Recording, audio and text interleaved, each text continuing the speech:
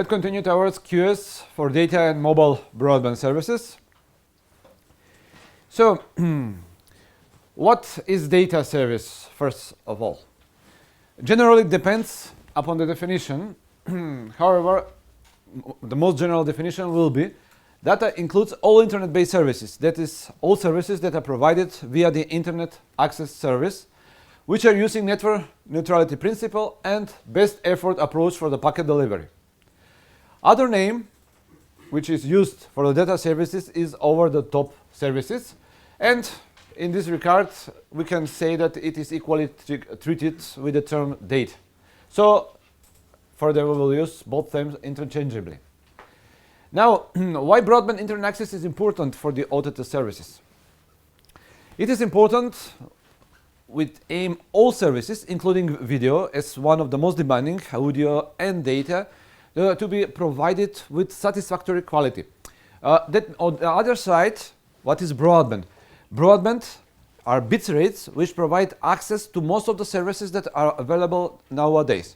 So broadband provides access to available services nowadays, and services are accommodating the bit rates that we have nowadays. Regarding the data versus internet, one may say that data services are developed with the evolution of the internet. And that one will be right. There were, on the other side, data services before the invention of the internet.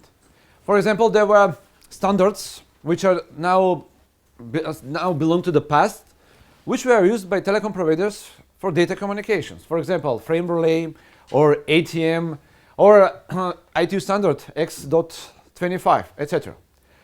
But all of this was in the past century, before the appearance of the internet and before the appearance of access technologies like Ethernet in the 80s for the first time, then Wi-Fi at the end of the 90s.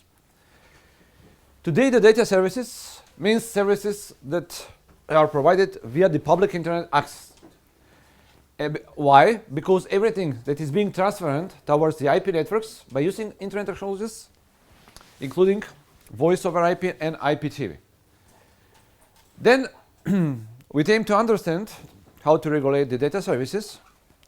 The most crucial part is first to understand the internet technologies and how the internet technology works. For example, to measure the trigger point where something starts, you need to understand what means a session to start. What means, for example, for HTTP web browsing service to start. Which is the first command?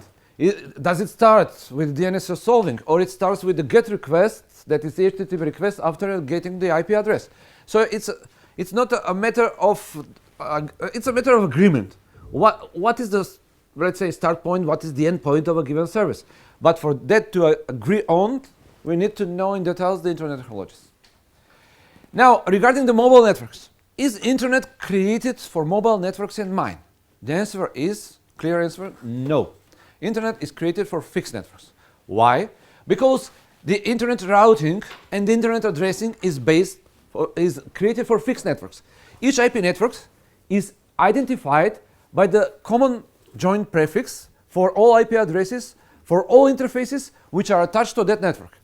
That means that when some packet should be routed to some destination address, it in fact is routed to the destination network based on that prefix. And in that network, it is delivered, finally, by using below IP technology, that is, for example, Ethernet or any other technology, to the host, based on mapping the IP address and the MAC address. So, if we change the IP network, then we need to change the IP address. And that is a problem. Then, how to overcome that problem?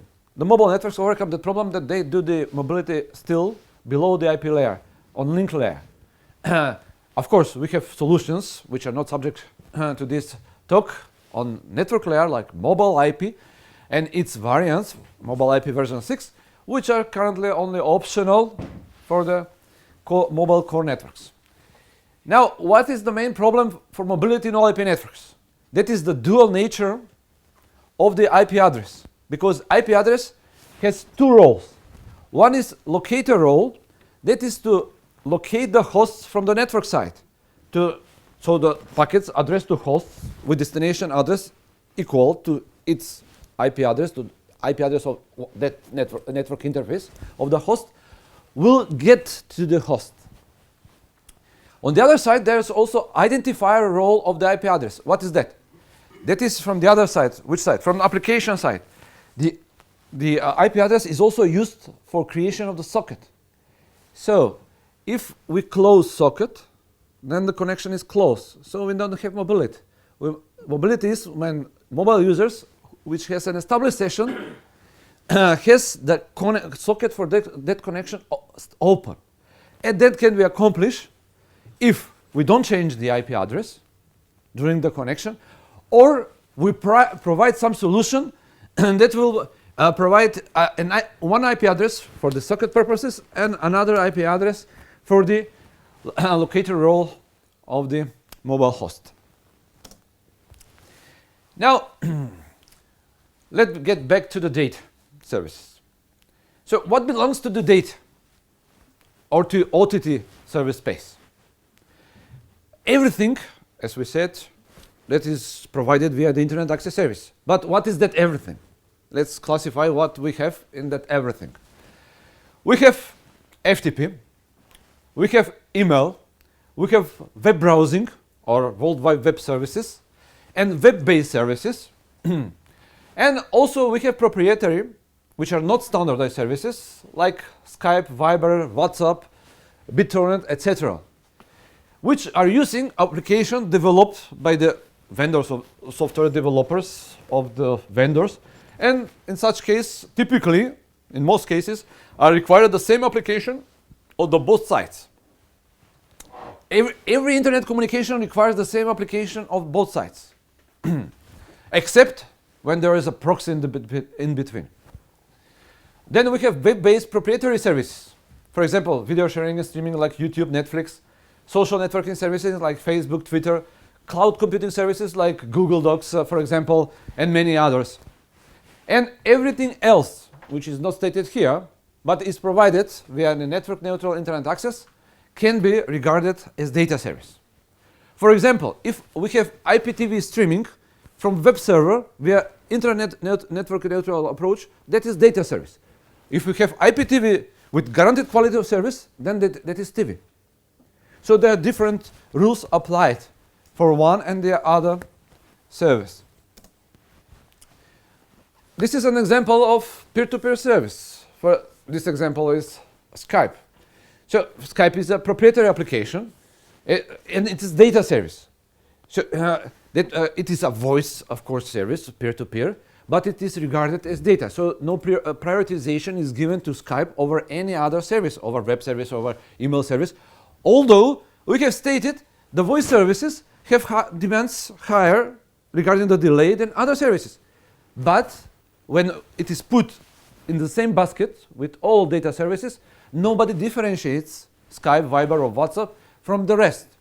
So if there is enough bandwidth, bitrate, then it will be provided with satisfactory quality. If there is not, then there will be congestion, which will affect either the audio, video, or both streams. Then this architecture is, let's say, hybrid architecture. More of these services over the top have a hybrid architecture. For example, in Skype we have supernodes, which keep information and binding between the IP addresses and usernames of the users. And then we have ordinary nodes, which are used by the end users to access the network. Then let's briefly look at the Viber. And we have other Google Talk, ICQ, Vonage, WeChat, Tango, etc. For example, Viber has the same destiny as other over-the-top voice services. It belongs to the data basket. Here is shown, for example, Viber authentication, which, let's say, uses another service that is SMS service for the authentication purposes. So when HTTPS registration request is received by the Viber HTTP service, then it triggers sending an SMS, and the code is received via the SMS to the destination mobile node, which then uses the code to authenticate itself and then authentication is confirmed. So this is usage of other telecommunication service, which is SMS, which goes via different bearers with completely different quality of service for authentication and over-the-top service. So you see we have combination with this part for the control part of this over-the-top service with some other service like SMS, which is completely different bearer and does not go over IP. That's why it's a specific case. Of course, we have other over-the-top services that use SMS-based authentication by sending code to the requester. Now, if we compare, it is good comparison for voice because it is typically untypical service in the data basket. What that means? That voice typically needs most guarantees, highest priority from all, but when it is provided as over-the-top service, it has no guarantees, it is served as best effort. So we have comparison between QoS-enabled voice, which is that. That is voice provided by fixed and mobile telecom operators. And it is strictly regulated. So it has strict regulation, everything is regulated, going from numbering to legal sniffing, etc., etc. Very, very hard regulation. Interconnection is regulated, unbundling is regulated, everything is regulated, very, very regulated. And then we have over-the-top voice, where nothing is regulated, and it is because it is in the data basket. Okay, and that's why there's no quality of service. Speaking about the quality of service, then when we have mobility of the users, then it is a problem because for mobile operators, not speaking for nomadic mobility. Nomadic mobility is when I'm moving while here I'm talking or in the room, speaking moving in a car with normal speed, 50, 60 or 100 kilometers outside the city. Then the effect of having quality of service enabled VoIP and over-the-top VoIP may become more evident. Then we have, but if we have enough bit rates, then there's no real difference in the quality. If the bitrate is high, there's no congestion in the access and no congestion really in the core network of the operator. Typically, the access part is more typically congested when we have problem with the over-the-top VoIP. They have comparable qualities. Most of the report on that shows. And then the market is different. The QoS-enabled VoIP is national, and then over-the-top VoIP has the global market. Of course, regarding the market, nobody can beat the market. However, they have different business models because typically these are free regarding the over-the-top player, not free regarding that user needs to have internet access to access those services. So they are not free. Users are paying the internet access to the telecom operator. So there's no free services. Someone must pay for the services, or it is not clear everything what is paid for. For example, when the user is paying for data services, it is paying for the access to web, Viber, Facebook, Twitter, WhatsApp for a limited number of applications, 5 or 10. We can put them on fingers on both hands. So it is paying for this application when paying for internet access. Indirectly, it is paying to telecom operators, not directly to those applications. And those providers have different business models, either obtaining, let's say, revenues from ads or for trading with information from users with companies that need that information to target certain users with certain goods, etc., etc. And then there are also different approaches completely in regulation, and we are all aware of that, and we have discussed that in previous lecture. We have no regulation for the over-the-top.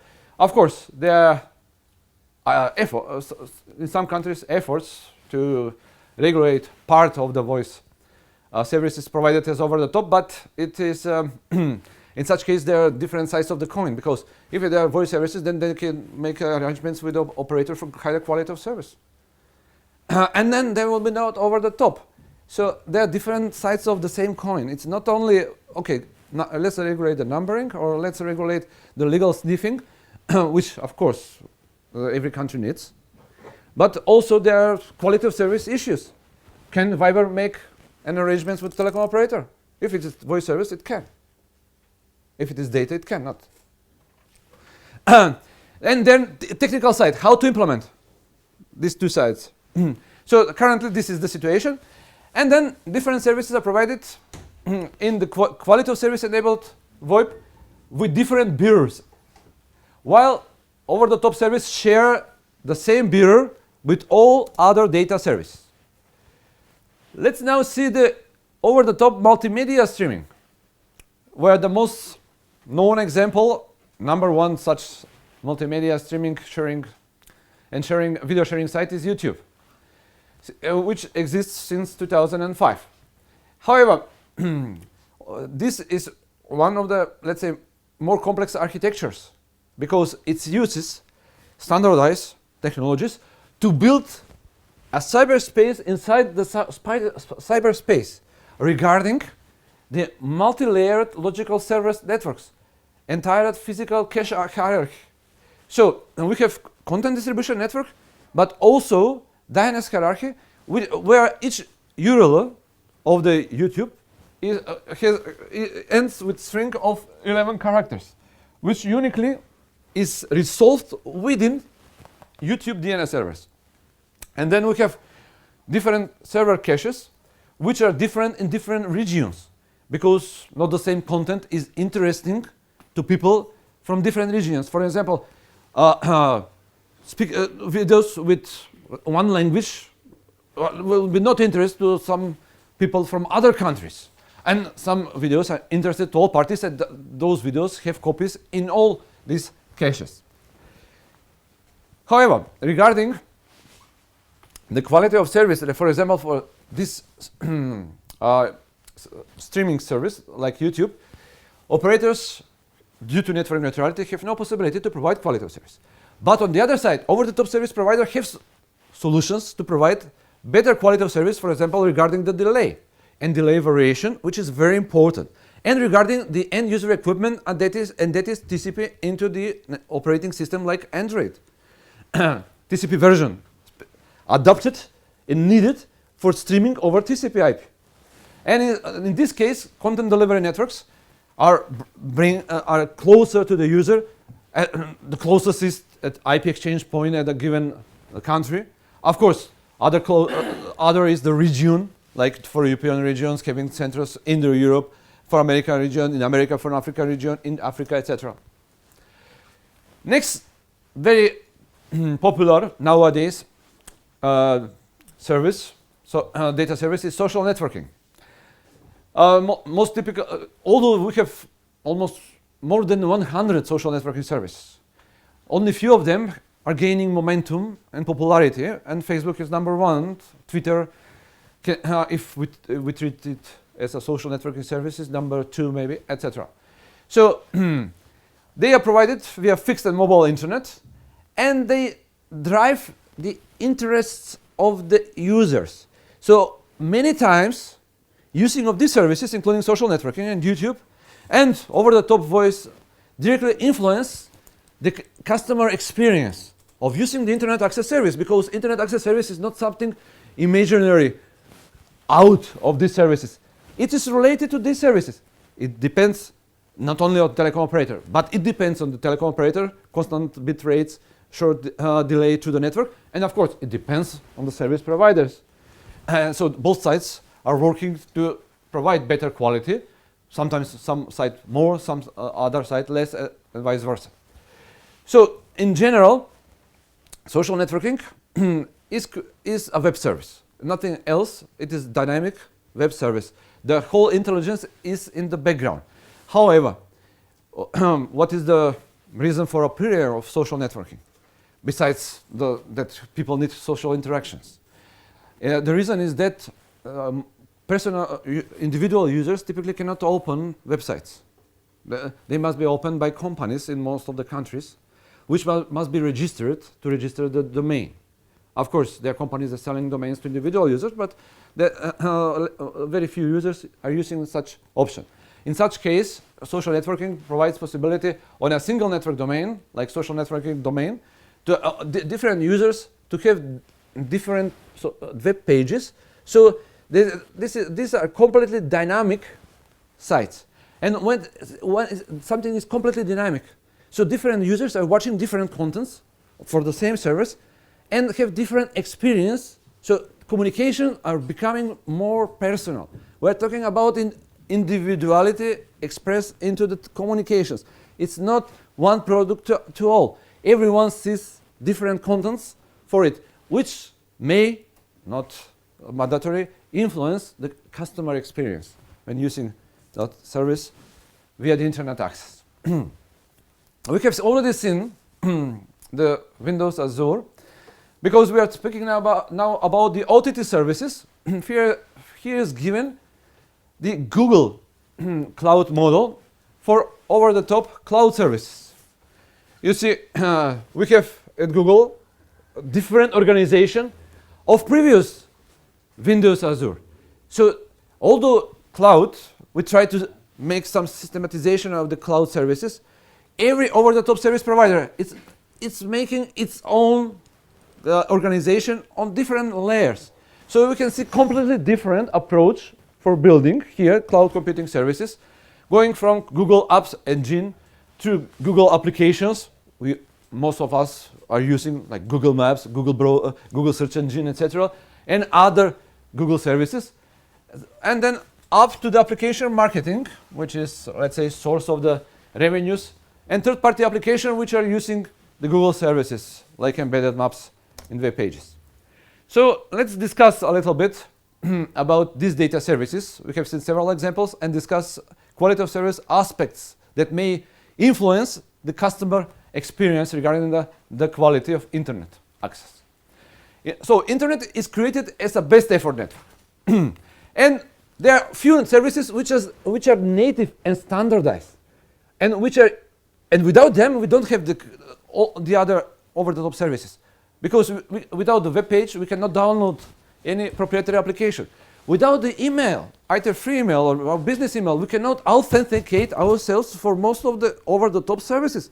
So these standardized services, these two, are the basis and needed for all over-the-top services, either for authentication, although some other standardized services like SMS can be used. For example, in Viber case they are used, or for provision of the service, like in social networking, which is fully based on web. So many refer to the World Wide Web as the main driver of the internet and its global success in this century. And then with development of mobile broadband, especially in the developing countries, where fixed access penetration is very, very, very low, then we have usage of these over-the-top services, the same over-the-top services, because they are available via both access networks, fixed and mobile access networks, over the mobile networks. Because with the mobile broadband, which started with 3.5G, UMTS SPA, and then continued with LTE Advanced, LTE Advanced Pro, we have enough good bit rates most of the time, because the bit rates are varying on the mobile network, to use most of the over-the-top services with similar quality or with similar experience as we have them via the fixed access network.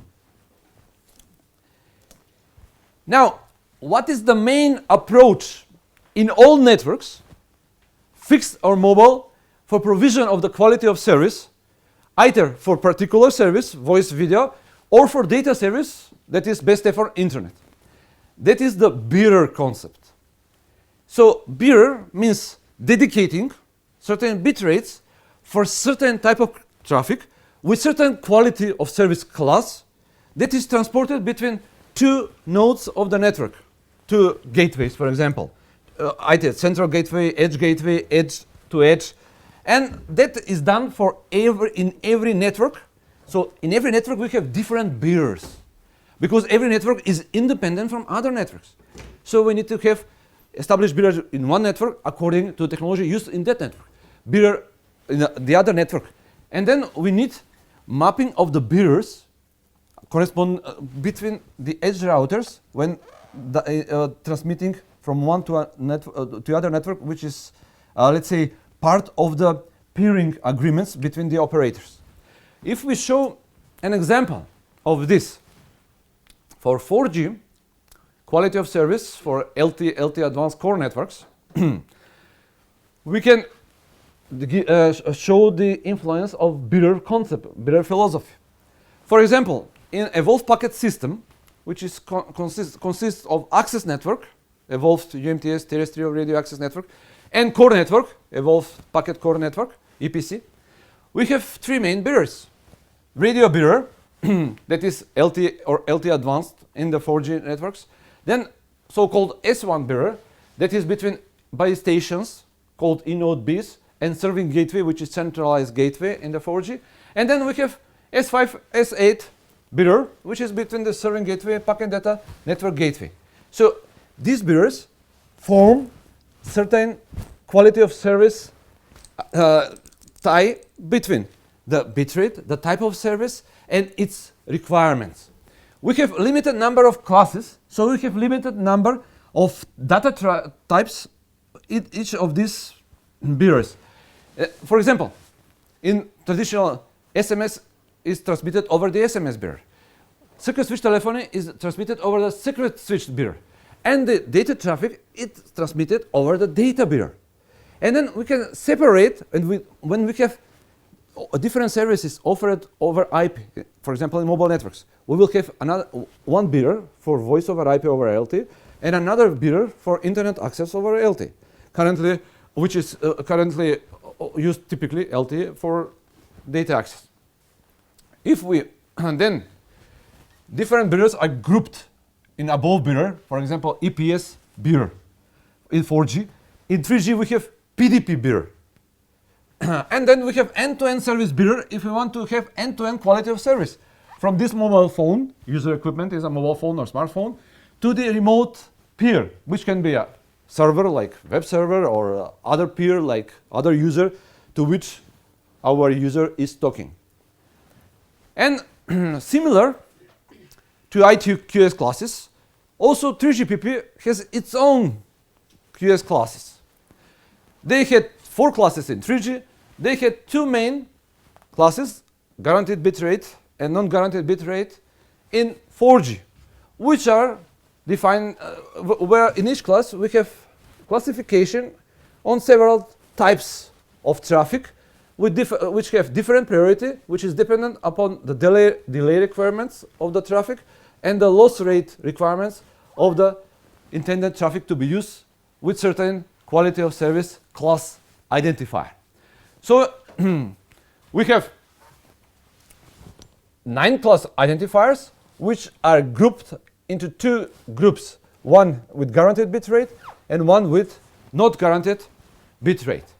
And if we see, we can see that highest priority is given to the IMS signaling, IP multimedia subsystem signaling, which is normal because signaling should precede before any call establishment. Then we have the VoIP, then we have real-time gaming as the most demanding real-time services. And then we go with video calls, video streaming, and so on towards the data, which is TCP based. Now, let's move to quality of service for mobile services. This quality of service for mobile services is covered on approximately 400 pages in this recommendation, E.804, titled Quality of Service Aspects for Popular Services in Mobile Networks. The basis for this classification is this picture, where we have layers, layer 1, layer 2, layer 3, layer 4, and the layer 1 is network availability, because if it is not available, then we cannot access any service. Then network accessibility. What means network accessibility? Can we get PDP bearer or EPS bearer or secret switch bearer or SMS bearer to access certain service? Then we have service accessibility. Can we access certain service? And service integrity. Can we access all aspects of the service? And can we finish the call of once it is started? And which are services? We will see on the following slide. Typically, quality of service parameters are grouped into 3 groups for mobile services. One are direct mobile services. The other group is torrent forward mobile services. This is typically referred to messages. And the last one are independent parameters. Let's see which services and which parameters belong to where. For example, direct mobile services are this one. FTP, mobile broadcast, ping, which is sending one packet, ICMP packet, then push to talk, streaming video telephony, web browsing, etc. IMS multimedia telephony. This is old-fashioned, already rarely in use wireless application protocol from the last decade. So you see, direct mobile services are either old data services or voice or video. So other services which are stored forward are typical messaging services, which are standardized. Email standardized by Internet Engineering Task Force, and MMS and SMS standardized by 3GPP. And then we have service-independent QoS parameters which are not dependent upon any of these services. Those parameters refer to the mobile network. Is it available? To coverage of the mobile network, to the signal strength. So these parameters can be radio network unavailability, network non-accessibility, attach failure ratio, attach setup ratio, then PDP context activation failure ratio. For example, you cannot access the internet services without PDP context successful activation in 3G. Here is not included for 4G. In 4G, we don't have PDP context, but we have EPS bearer. We have seen that on the previous slide. And then DNS is also very important. DNS hostname resolution failure ratio and DNS hostname resolution time as service-independent quality of service parameters, because DNS is used for almost all data services, and including here email services, web services, and all web-based services. Now let's see some quality of service enabled mobile VoIP. What is needed to provide quality of service in 4G? And this refers not only to 4G. This refers to any access network. The only difference between the mobile access network and the fixed access network is usage of this mobility management control function. So if we have mobility, we need to manage handovers, which happen at the with the mobility. And if we don't have mobility, we have fixed access network, then we don't have this MMCF. And what we have here? We have here resource and ambition control function, main function for controlling, allocating resources to certain services in a given network. This is a function between service and transport stratum. Then we have network admission control function, in network access control function, which provide the path through the network, the real path in the transport stratum, reserving resources from ingress router towards the end, that is egress router. And of course, we have service control functions which are used to one network, one NGN operator, to find the other NGN operator. To do that, there is need to resolve the domain of the target NGN operator. And that is done via the DNS. Of course, this is operator DNS, not the ordinary user DNS. Here is shown how the quality VoIP, voice over IP with guaranteed quality of service, is established in 4G LTE or LTE Advanced or mobile WiMAX 4G networks. As you can see, there's first service request which goes to the IMS, proxy call session control function. Then it goes to services processed. Then the DNS is used to resolve the name of the destination mobile operator. Then here the service is also processed, contacted the home subscriber server to find where the subscriber is. And when the response will come, then it is contacted the entity, resource and admission control entity, to reserve resources in the IP network, and also inform the mobility management entity. And quality of service setup to finish. And then the confirmation is sent back to the originating network, and the same process is done in the originating network. This is all done via signaling. When the setup, quality of service setup, is done on originating network and destination network, then the data can flow to the IP network between the one mobile terminal and, in this case, the other mobile terminal. So the data travels through IP network, not through the service stratum. Only the signaling goes through the service stratum. Data never goes to the service stratum. It goes only to the IP network, and that is shown on this slide.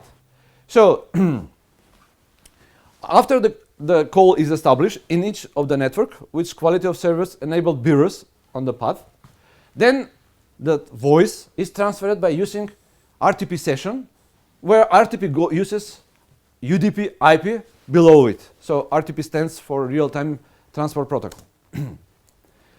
Now, speaking about the quality of service enabled services, besides voice with quality of service, we have also mobile streaming and TV, which can be implemented in a standardized manner with quality of service guarantees.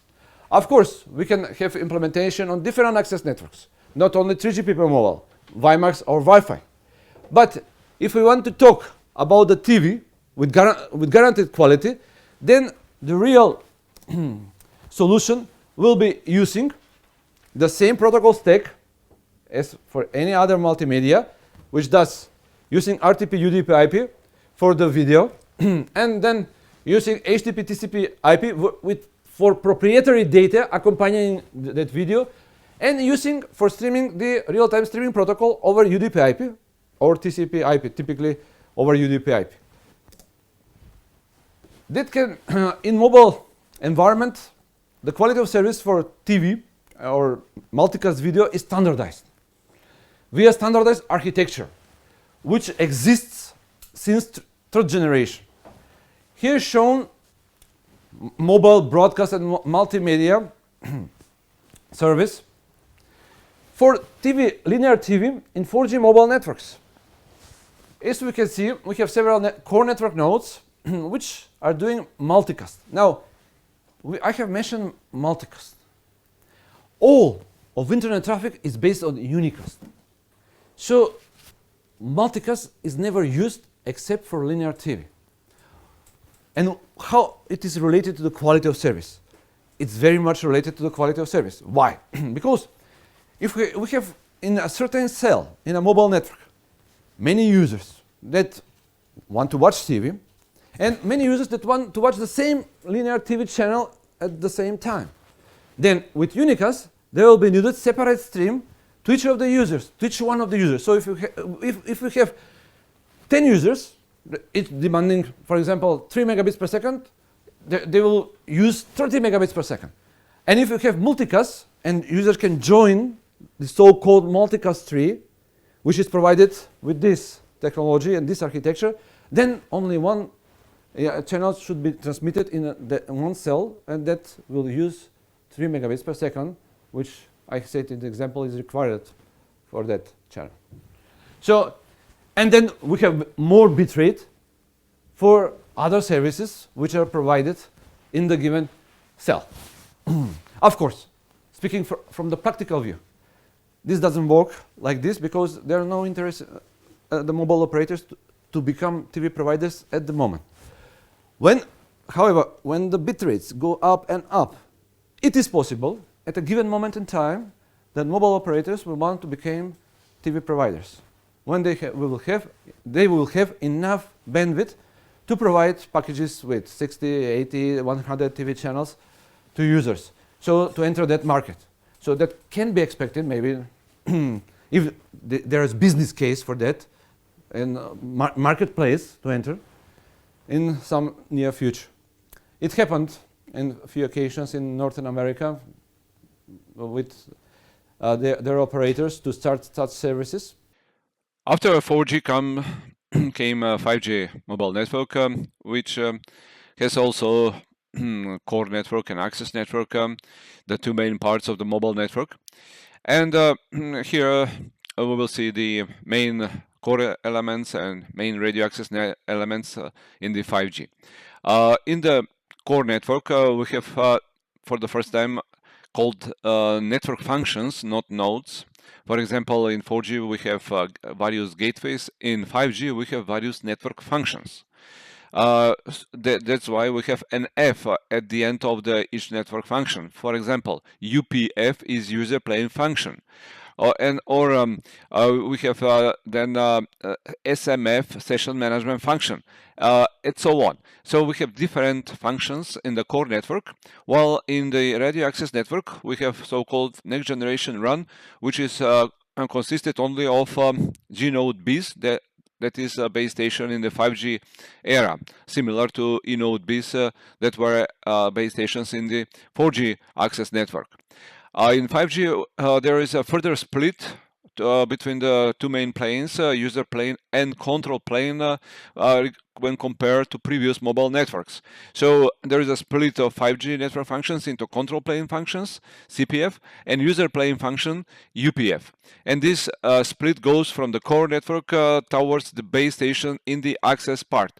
The splitting of the control plane, where typically is the signaling and control traffic, and user plane, which refers to carrying user traffic such as audio, video, various data from or to mobile users, is very important with aim to dedicate different resources and different policies, different approaches for different types of services and even for different flows in the 5G mobile networks. So 5G mobile networks are more flow oriented in comparison with previous mobile networks which dealt mainly with aggregated traffic types like internet traffic type, like voice traffic type, or TV traffic type, similar. We have seen how 5G network architecture looks like. In fact, 5G can exist in standalone or non-standalone mode, where in non-standalone mode there is 4G core instead 5G core. But long term is 5G standalone mode, where we have 5G core in the core network and the 5G next generation radio access network with a new radio interface in the RAN. Now, for each user equipment, for each mobile terminal, 5G core establishes one or more protocol data unit sessions. And this protocol data unit session can go over at least one or more data radio bearers. The RAN network for 5G, called next generation RAN, establishes at least one data radio bearer for each user equipment, for each mobile terminal. The exception of this case are cases of narrowband IoT, which is a special case in 5G, also exists in 4G, and will continue to exist in 6G, where shorter spectrum carriers are used for IoT devices that require lower data rates and have lower QoS requirements. And of course, the other case, which is exception of this, is IAP, that is integrated access and backhaul, which is used for connection of different units, radio units in the 5G radio access network. Now, next generation RAN maps packets from each PDU session to data radio bearers. And we can have one or multiple so-called QoS flows over each such data radio bearer. Now, how is done the QoS flow mapping in 5G network or 5G advanced? Just to remind that 5G was the label in the 3GPP releases 15, 16, and 17, while in the releases 18 and 19, the label started to be 5G advanced, which denotes the advanced nature of 5G standardization and approaching the next generation in 2030s, that is 6G. The main difference between the 5G and previous mobile networks is QoS flow mapping. That is, in 5G, unlike the previous mobile generation, it is possible to dedicate specific QoS for per single flow. Of course, it is not always the case because many flows are aggregated and provided over the same bearer. But in some specific case, it is possible, especially for critical services, where the quality of service requirements are very high, like ultra reliability or very low latency or guaranteed bit rate or high synchronization, like in control of the machines over 5G network in Industry 4.0 and beyond. Now, in downlink direction, the data packets considering the user plane, of course, are classified by the user plane function as shown in the picture. So we have the UPF in 5G core network. And this is based on so-called packet detection rules, or in other words, PDRs. Such packet detection rules are executed in UPF in 5G core network. Then UPF passes the classification of user data traffic according to these packet detection rules. So these rules detect to which class or category belongs certain packets, and certain quality of service is then applied in the radio access network to such traffic, to such packets. So UPF passes the classification of user data traffic which belongs to a QoS flow through 5G radio access network. And that is based on marking with so-called 5G quality of service indicators or quality indicators. So these 5G QI are the same as QCI, quality of service class identifiers, indicators that were available also in 4G mobile networks. 5G in fact extends the definition of quality of service class indicators from 4G to 5G by taking all indicators from 5G, 4G era, including LTE and also including LTE advanced, and adding new service type. Now, before seeing what kind of services and service types are defined for 5G, let's see how quality of service is, let's say, defined for different services. Or in other words, what is the relationship between network layer QoS and the obtained quality of experience? And quality of experience mainly refers to perceived quality by humans, because machines cannot perceive. They can have certain algorithms and certain thresholds, etc. Of course, these are strongly dependent on the given service and its application. Is it a video? Is it an audio? Is it multimedia? Or is it only a web browsing service? Is it a messaging service? Is it a critical service, etc. Most important QoS parameters, which describe the services and can be measured and understood by the end user, are typically referred as key performance indicators. And these key performance indicators are more or less the same as before regarding the internet traffic. But of course, we have higher demands for some critical services like critical IoT, which have demands for very low latency and very high reliability, or very low error tolerance, which means error to appear only rarely, from very rare. Of course, legacy services like video streaming or audio streaming are are more tolerant to errors and also to delays, because they can compensate any delays in one way by buffering on the receiving side and then play out with a given delay. So we have the smooth play out of video and associated audio. Messaging is also very relaxed regarding the quality of service, so messaging services can accept higher latencies, of course not in hours or days, but in seconds, tens of seconds, and sometimes even minutes are acceptable. Also, conversational services like telephony, VoIP, it has stricter requirements for delays, because we cannot accept delays more than 400 milliseconds in one direction to have a smooth conversation, like face-to-face conversation, but on distance with telephony. Although the best quality is received with one-way delay of 150 milliseconds, which is well known from last century. And it is not changed going from circuit switch telephony to voice over IP that we have now in all networks, including fixed and mobile networks. Of course, video telephony is even more demanding, because video as a service requires by its nature more bits per second, more megabits per second than voice, which requires several tens of kilobits per second. And on the other side, for the VoIP, we need synchronization between the audio stream, the voice stream, and the video stream, which on the other puts the same requirements to the video streams as for the audio stream. That's why video telephony is more demanding than video streaming, for example, or audio streaming, which are one-way, one-direction services, while the conversational are two-way services, so they are more demanding regarding the delay. So the delay latency is the main delimiter between the real-time require lower delay, and non-real-time services which require less stricter delay, or can compensate longer delay with buffering.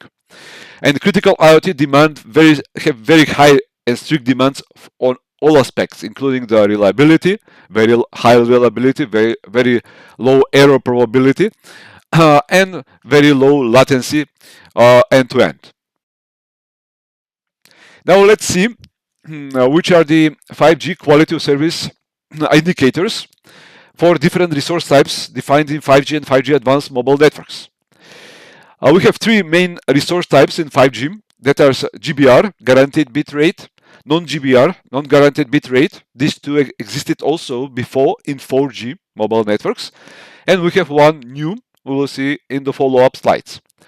As mentioned before on the previous slide, 5G includes all quality of service indicators that were defined in 4G era, which are here noted as with a blue color, like 5QI1, which refers to voice over IP, which has, let's say, delay budget of up to 100 millisecond, or video call and live streaming, which is 5QI2, and has a lower priority than first one because the delay budget is higher due to more demanding video regarding the bitrate, so we cannot have so small latency as with voice only without video, and so on. And here are marked with green colors, those that were added later, and with let's say violet, the mission critical services, like mission critical push to talk, to be used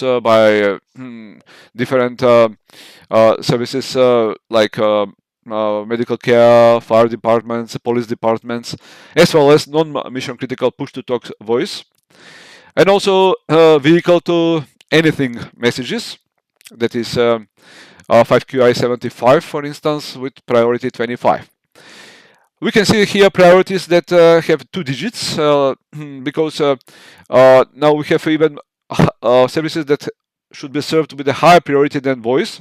Voice was in 4G era with highest priority, but going to 5G era, we have so-called mission critical services, which have to have higher priority than voice or legacy telephony.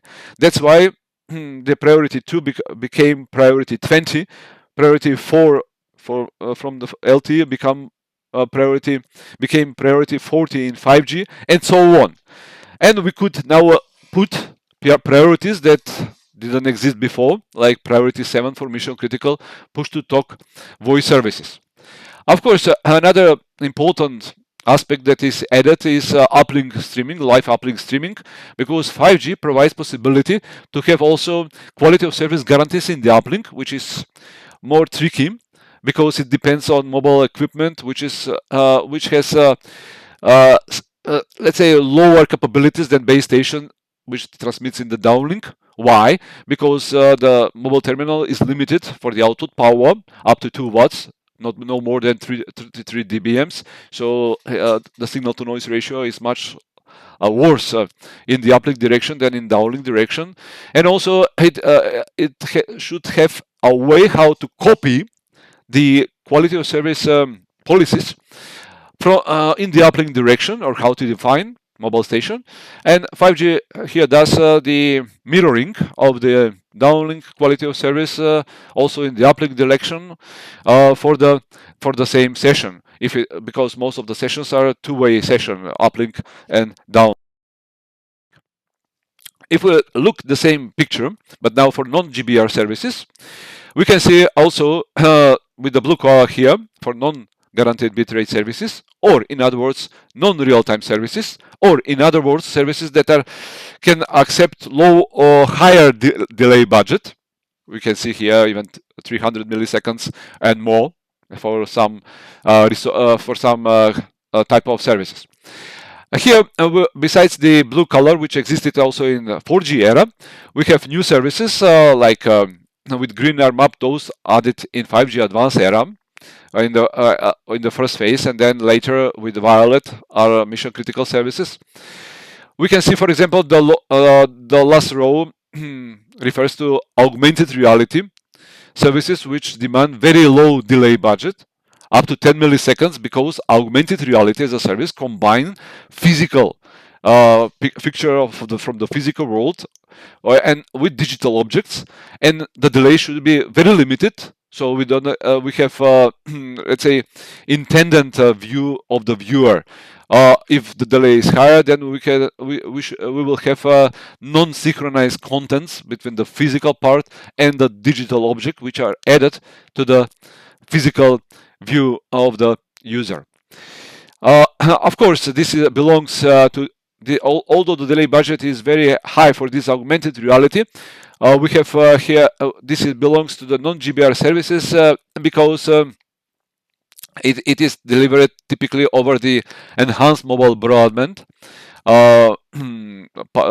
service type, marked on the last row with red rectangle, and that's why these services is put here, not in a critical. And also augmented reality can be used also for entertainment, but also for professionals that use AR services for helping in certain professions, like in factories, in nuclear plants, in mining processes, where presence of the humans is too dangerous, so they do the work on distance by using the augmented reality services via cameras on robots, which have physical presence on the site. Now, the new quality of service type, which was included in 5G Advanced, 5G Advanced era, and will continue to exist in 6G era, is delay critical GBR, or delay critical guaranteed bit rate. And here we have new services, primarily included with the later releases of 5G called 5G Advanced. So those releases are release 3GPP release 18 and 3GPP release 19. Here we have services, targeted services like discrete automation in factories like Industry 4.0 and beyond, Industry 5.0, for example.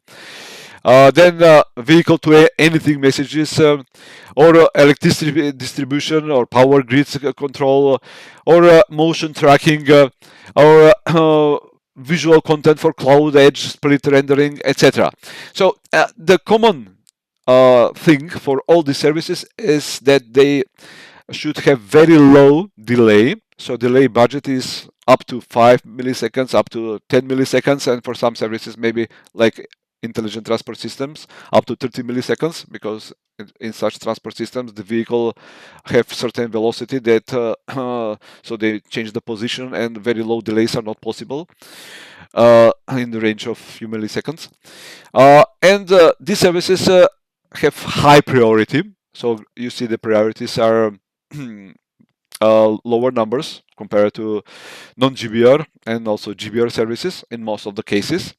Of course, there are specific cases which can be found with higher or lower priority in one resource type or the other. These services also are characterized by lower data bursts, like a few hundreds of bytes to few thousands bytes. So the messages are very short. So this is not demanding traffic demanding service like video or augmented reality or virtual reality. These are messages, control messages, which are relatively short, or very short compared to many other demanding traffic types like extended reality, virtual reality, augmented reality, high definition video, etc. But they must be delivered with low packet loss rate and very low or ultra low latency. That is to have very low delay budget, and to have constant delay. They have higher priority, so they are served first before packets from other resource types like GBR or non-GBR, which were presented on previous two slides.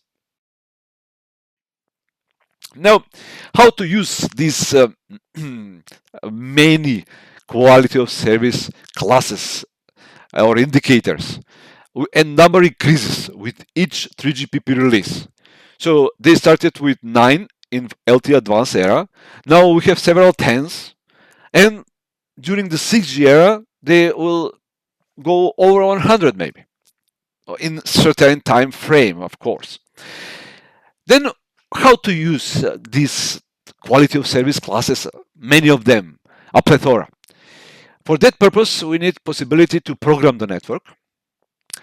And to be able to program the network, using the same network infrastructure, which is once deployed with a hardware on given places and software installed on such hardware, 5G introduced so-called network slices, which can be used for different services with different quality of service requirements.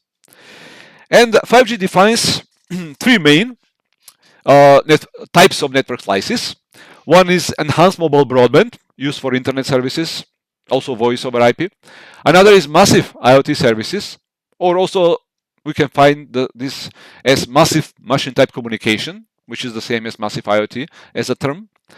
And the third one is ultra reliable and low latency communication, which is intended to be used for various critical services like intelligent transport systems, like smart industry, smart cities, critical services in smart cities, not sensors or other massive IoTs, but critical IoT services. And lately, as for resource type of in 5G advanced, was introduced vehicle to anything. So vehicle communication is also a specific resource type. So the idea and the realization is that over the same network structure, the same 5G core and 5G RAN, we logically, virtually defined network slices as logically isolated network partitions. So we have network slice 1, 2, etc. and we can have many network slices. Also, we can have only one network slice. That is 5G network designed in the similar manner as previous mobile networks in the past, 4G, 3G mobile network. Of course, when we have many network slices, then we need network management and orchestration system, which automatically, let's say, adapts the network resources to the requirements.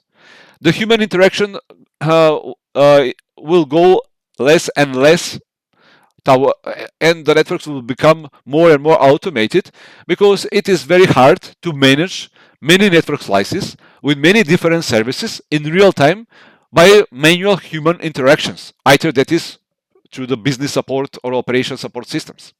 So most of the operations will be automated based on certain settings, and lately based on certain advanced technologies like artificial intelligence and machine learning, and its main phase nowadays and in the near future. Of course, we need again physical resources, which include IP technologies, which are deployed over the physical transport resources. Also, we need storage resources where we need to store the data in databases, and then we need computing resources which are used to render, for example, various video or extended reality content, or to provide certain authorization or accounting task or billing or accounting tasks, etc. Many tasks exist and many processes exist in a mobile network. Now let's see this from the business side. Network slicing is in fact intended to be used for different business needs in mobile networks. In future, near future of course, and distant future also, network slicing will allow telecom operators, including fixed and mobile operators, but this process starts with mobile technologies like 5G and future 6G, to introduce a greater degree of programmability in the network. So the network become programmable in similar way as our personal computers are nowadays, where we can install various applications and they install them. So we can define different network slices for different services with different quality of service settings per need, business intents. Either that is for residential customers, for home users, or for roamers, or for business users. So we can have, for example, for businesses, multiple network slices, one per business, or one network slice for many businesses of the same kind, for example, for internet delivery to different businesses, or one network slice for banking institutions, one network slice maybe for governmental institutions, one network slice maybe for a given factory, one network slice for one car vendor, for example, Mercedes, another network slice for Toyota, network slice for, let's say, Citroën or Subaru, etc. Not to mention all car vendors. Now, regarding the future, number of network slice types will increase, certainly. It will not decrease. We have 3 in the 5G era, or 4 if we include vehicle to anything. So it was enhanced mobile broadband, massive IoT or massive machine type communication, and ultra reliable low latency communications for critical IoT, and vehicle to anything. The number of these types will increase towards the 6G, and certainly will increase number of slices. So maybe one may say that in 6G era and beyond, we may talk even about massive network slicing. Even the edge case will be one flow per slice for very critical services. If we want to control, let's say, certain vehicle, which is very important, or certain certain drone, or even plane or ship, etc. Especially considering the 3D coverage that is coming with 5G Advanced and later with 6G mobile networks, where we have also using of satellites to cover the uncovered places like oceans, seas, deserts, high mountains, and similar. Now, one specific towards the future, going from 5G to 6G, is tactile and multimodal communication services, which are intended to be applied to different verticals, including the industry, robotics, telepresence, then services like virtual reality, augmented reality, which are covered by cover term extended reality, then healthcare, maybe road traffic, serious gaming in real time, with high quality of experience, education on distance, culture like virtual museums, virtual guides, which is also present in some form today, but with virtual augmented reality services, it will be much more present in the future, in 2030s and beyond. Smart grids for power supply system and their control over the mobile network infrastructure and so on. These services support application enabling input from more than one sources and outputs to more than one destinations, or to one or more than one output devices. We aim to convey information more effectively. So the smartphone, for example, can take biometrics from voice, words from voice, emotion from voice, lips movement, emotion from face, emotion from variables, gesture of the human, location or relative location, ambient information, then haptic information if we have let's say sensors that capture the motion via sensors in gloves or in the wearables in our clothes.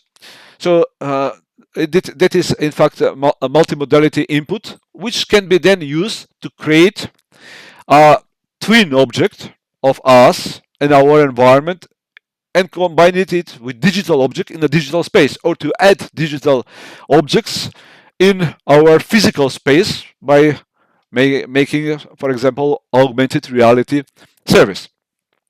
So 5G Advanced and 6G shall enable provision of policies for flows associated with an application or service, including the expected quality of service handling, because we have seen, especially on previous slides, for critical GPR services, that we have very, very strict quality of service requirements for certain services.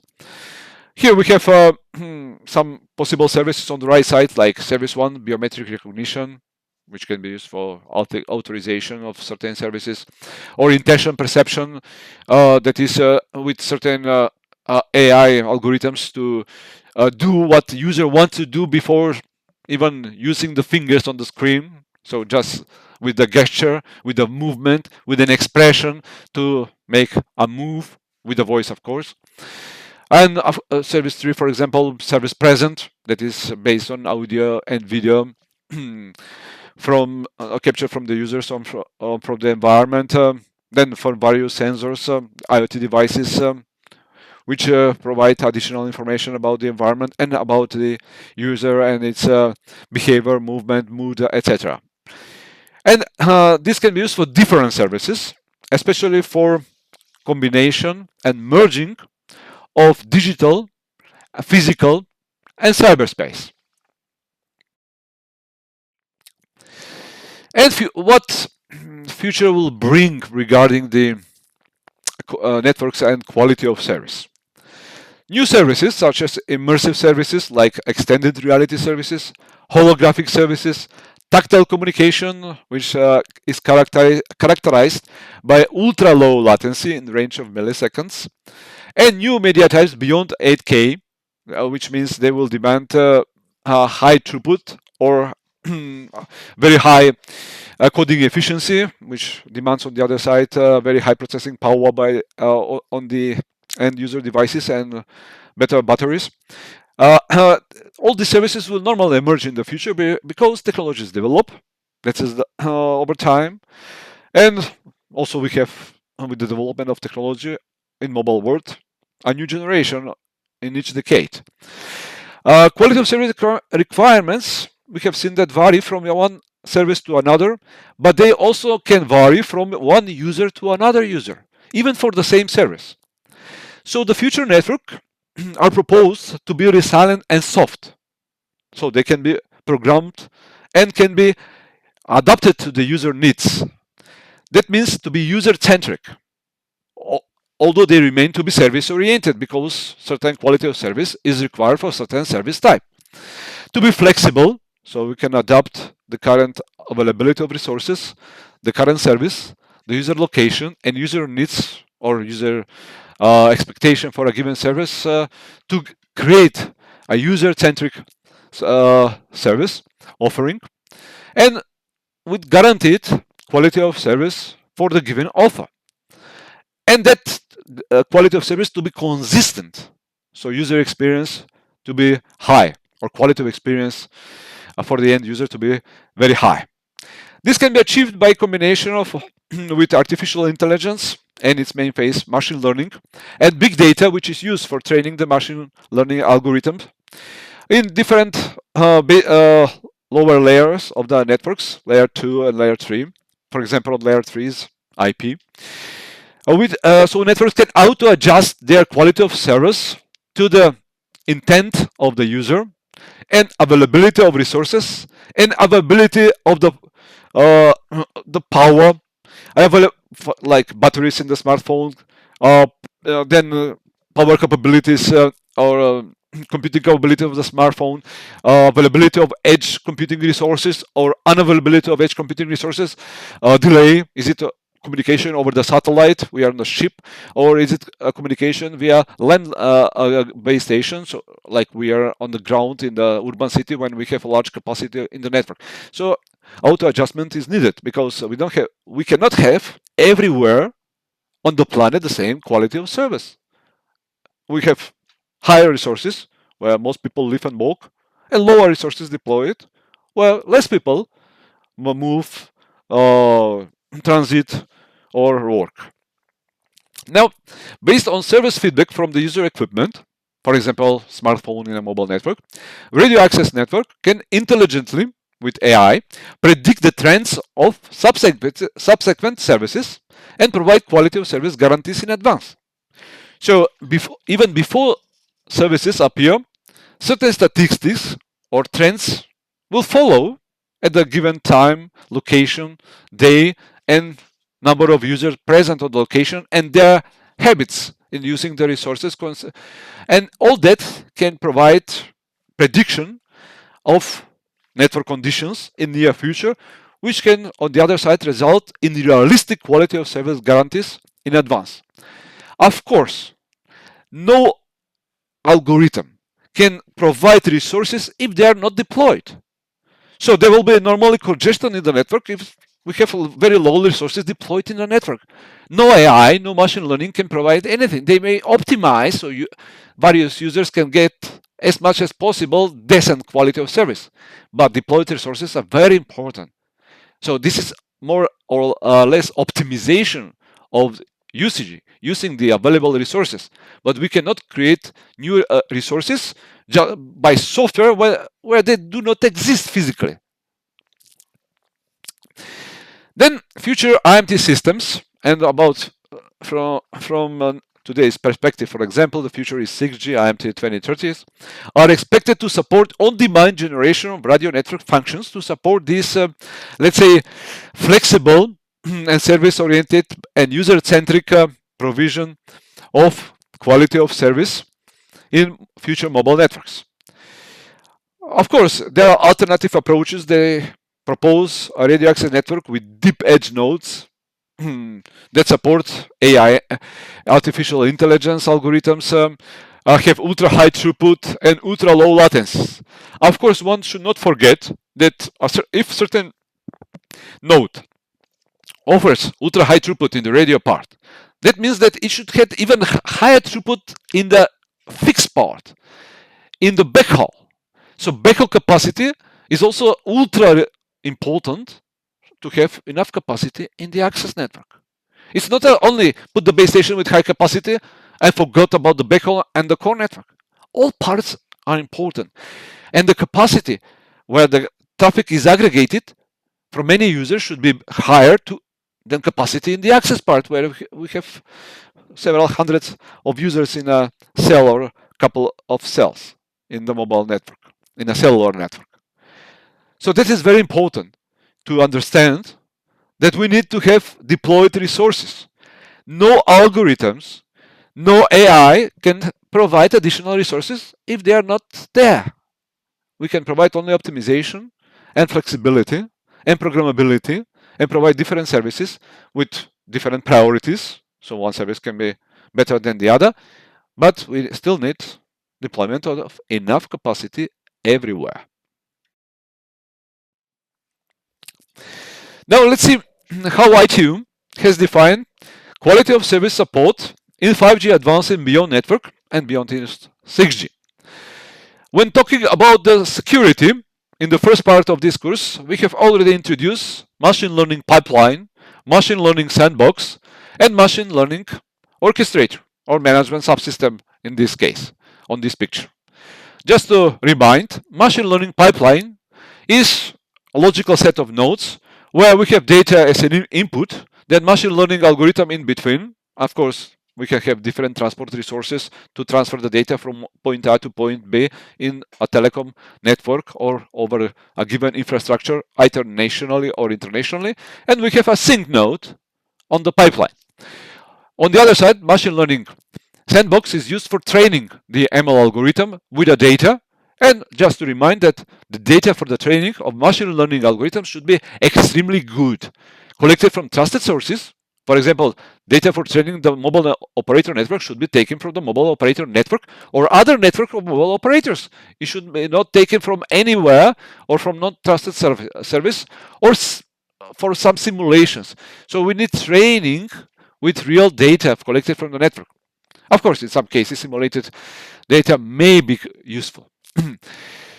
And now, in this case, we see that, in this picture, we see that the machine learning pipeline can go from user equipment on one side to access network and core network on the other side.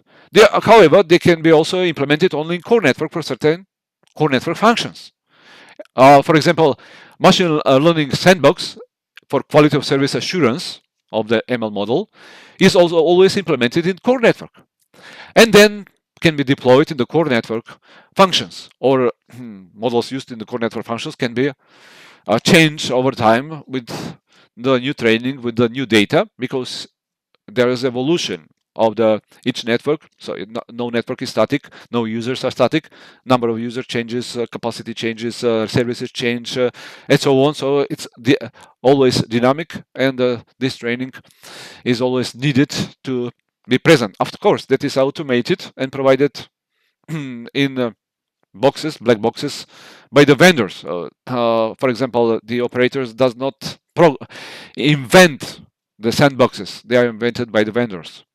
And of course, vendors may use third-party developers for that purpose, but they have procedures how they are ensure that they are enough good for application in real operational network.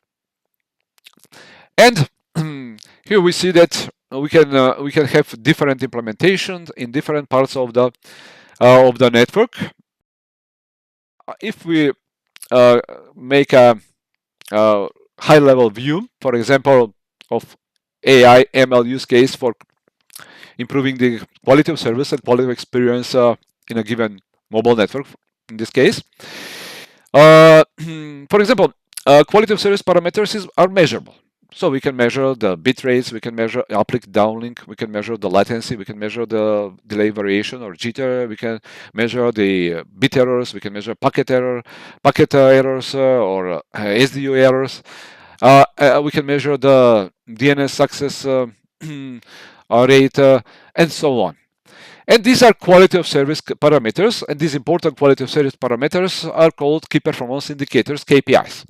But it is always more tricky to estimate the quality of experience because it depends on the end user, and many times it depends on the user location, on the user device, what kind of device, how much available memory it has, how many applications the device is running in parallel, which directly influences the availability of processing time for a given service, which directly impacts the quality of experience for a given service. So also the mood of the user, the experience of the user for using the service, especially when different parts of the equipment are needed, like glasses, smartphone, for extended reality services in the future. So AI, in this case, can be used to estimate the quality of experience for a given service by using complex analysis of the network quality of service for different services that are present in that mobile telecom network, including also non-technical data like tariff plan, because we have different tariff plan in a given mobile network, age of the user, is it a kid, is it a elderly people, is it a professional working in the field, environment, where it happens, is it in the car or in the home or in the office, equipment capabilities, we have already mentioned that. For example, smartphone capabilities, and other contextual information that can be gathered from the user, like the version of the operating system, the version of the application, is it updated or not updated, and so on and so on. They may influence the quality experience by the user.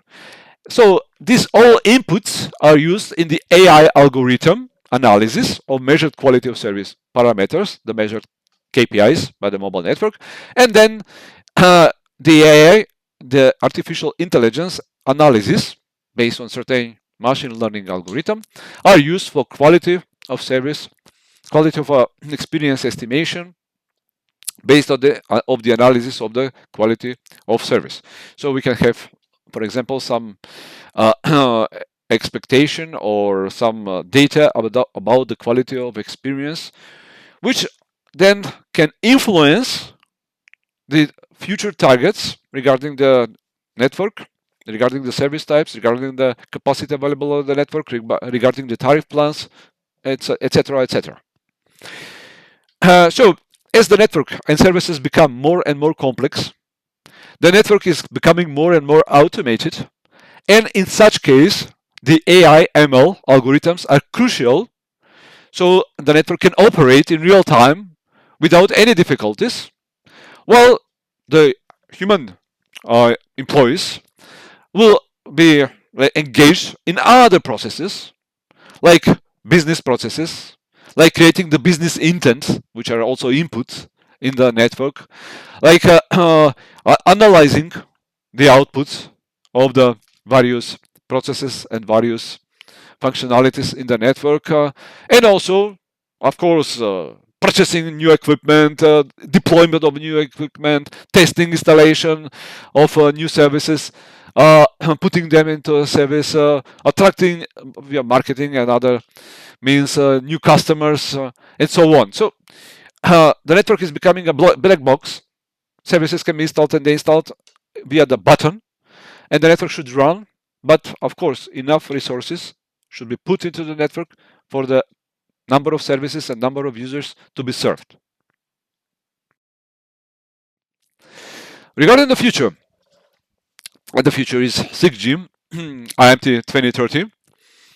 We also have a high focus, even higher than before, on quality of service, because we will deal with gigabits per second.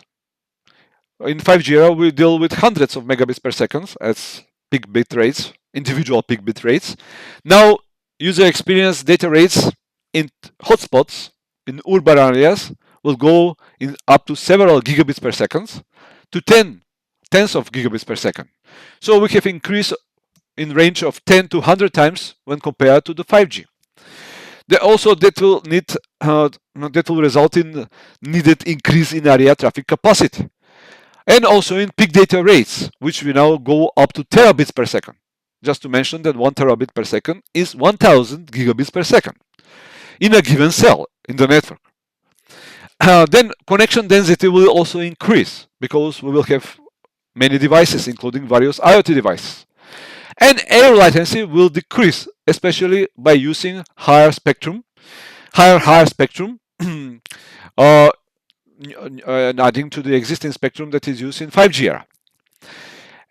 Of course, for lower spectrum, below 1 gigahertz or below 6-7 gigahertz non-line of sight spectrum, we still have delay which is in the range of multiple milliseconds, not less than 1 millisecond. So this is on short range communication and only in radio access part. Then we want to have jitter for deterministic services, like because if you want to control machines in the industry and they operate their motion control, then we need a microsecond level of jitter. Mobility will increase 2 times from 500 kilometers per second in 5G to 1000 kilometers per 1000 kilometers per hour. It was 500 kilometers per hour in 5G, and 100 times will increase reliability. So from 5 nines, which were defined for 5G, we will go to 7 nines, which are defined as needed support for certain services, not for all services in 6G era. That means that services should be for these very critical services should be available 99.999 and 5 decimal nines percentage of the time. And the coverage will be 3D coverage, global coverage on land, sea, and air by using also satellites, which will have 6G communication with smartphones or user equipment on the ground. Have positioning and sensing, which will provide better control of driverless cars and drones and ships.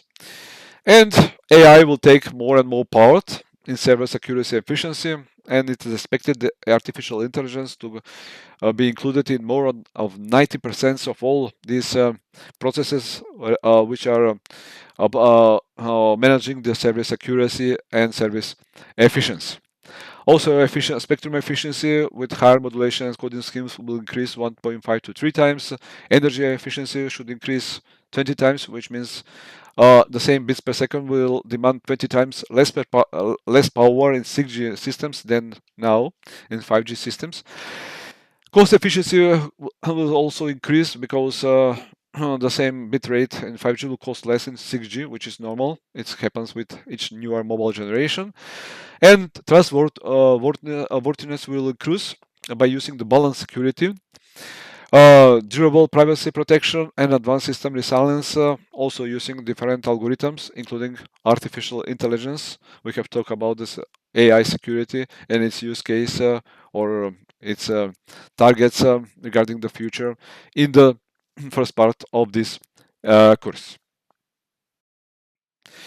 Now let's see one view for the new service offerings with 6G. For example, 6G platform will again be consisted of network assets. We will have core network and radio access network. We must have those parts. Then we will have service assurance part, external interaction part, interfaces for to third parties, and business support systems, which are crucial for defining business intent for different services, either directed to residential customers or to businesses. And then we have applications, which are provided to devices and supported by the application servers. And then crucial in the 6G era will be cyber-physical interaction. So services like mixed reality, autonomous mobility, resilient connectivity, massive digital twins, so making digital twins of almost all physical objects, also people that exist in our environment and even on the planet, will be one of the desired targets in the 6G era in 2030s and beyond. Of course, the process will not stop afterwards, but will further develop. One of the main drivers for 6G is expected to be extended reality, which includes augmented reality, virtual reality, and mixed reality, and which combines the physical world captured with cameras and sensors, and digital objects, and cyber environment, that is the internet. So extended reality, or XR, is a good example of a demanding use case where digital content is seamlessly integrated into the mobile user's view. Of course, we need user equipment for such purpose, and we are not there yet with the user equipment. It is yet to come, like XR glasses, like sunglasses in similar form and weight, but we will come there in some future. And this use case requires high quality image rendering and low latency and precise spatial mapping of digital objects. So that means we need to have low latency, so we can combine realistically digital objects with digital twins or captured objects by the cameras and sensors of our devices. And also all that to be lightweight and affordable, so most of the users to be able to buy it, as most of the users nowadays can buy a smartphone, because we have different versions of smartphones from cheaper to more expensive. So these devices should also be for mass market. So we aimed the technology to be successful, because mobile technologies are mainly mass market technologies, although there is intent, especially from 5G era towards future 6G and beyond, many verticals also to be included. But that process is not as easy in all countries as one may theoretically think about it. And now to achieve these demands for example, these mass market extended reality services, the 6G should support devices at multiple levels with various quality of service guarantees, which again depend on the deployed resources capacity on a given place. So if it is limited, we cannot have gigabits per second. We cannot have 8K or virtual reality in real time or edge computing if there's no edge clouds. Localization mapping support, of course, that is required for positioning, accurate positioning of real objects and digital objects, and offload services for highly demanding tasks to clouds. And for this purpose, we need also edge clouds, which will be in proximity of users. Of course, edge clouds will have lower processing capabilities than big data computing centers, which is normal to expect.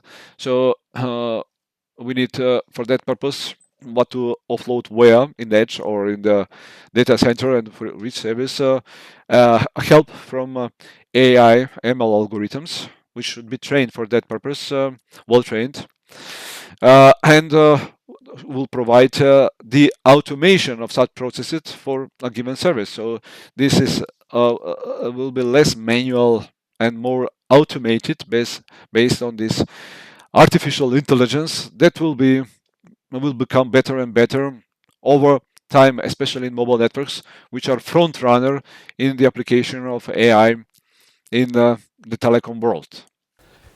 So let's conclude this talk on quality of service aspects for data and mobile service. As a conclusion, all services provided via network-neutral internet access are referred to as data service. So they include standardized data services such as web or email, as well as proprietary services which can be web-based or can be based on some proprietary applications such as Skype or Viber. From an end-user perspective, there is no difference between a mobile broadband data connection with a smartphone and a fixed broadband connection from a laptop or a desktop. So today we're facing fixed mobile convergence. We have access to the same services either via fixed and mobile networks. And even the mobile and fixed networks have the same core networks. So only the access part makes difference. Of course, that influences the quality of service parameters. So the same quality of service parameters for data services are applicable in both fixed and mobile environments. However, there are some services independent QoS parameters in mobile network, like radio network and availability. And additionally, some parameters may have and should have different target values in mobile environment than in fixed access environment. Let's give also conclusions on future mobile networks and services versus quality of service, because we have also talked a lot about them. So future mobile networks, which include 6G and beyond mobile networks, will be characterized with higher individual bit rates in the range of gigabits per second in hotspot areas, in urban areas, higher aggregate bit rates, including access, radio access network, backhaul and transport network, core network of the mobile operators, and this means aggregate bit rates in the range of several hundreds gigabits per second up to several terabits per second in urban hotspot areas. Then user-centric services, because the services will be tailored to the user needs and user environment, which includes the user device capabilities, network capabilities on the user location, so user location and other parameters. And then with AI techniques, artificial intelligence and machine learning can be provided services which tailor the best the user needs and expectations for a given service in a given network environment.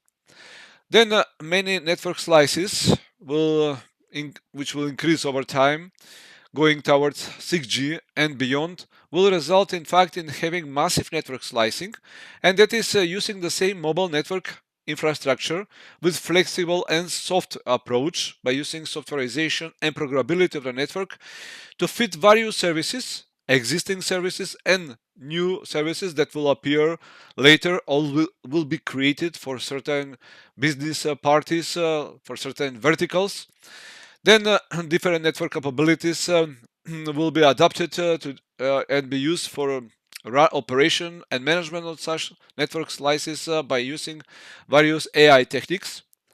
Further, future networks will increase the reliability in mobile networks to 7 nines from, for example, 5 nines in 5G era. That is referred to as hyper reliability, which certainly is needed for very critical services in industry like motion control, power grids, and autonomous transportation on ground, sea, and in the air.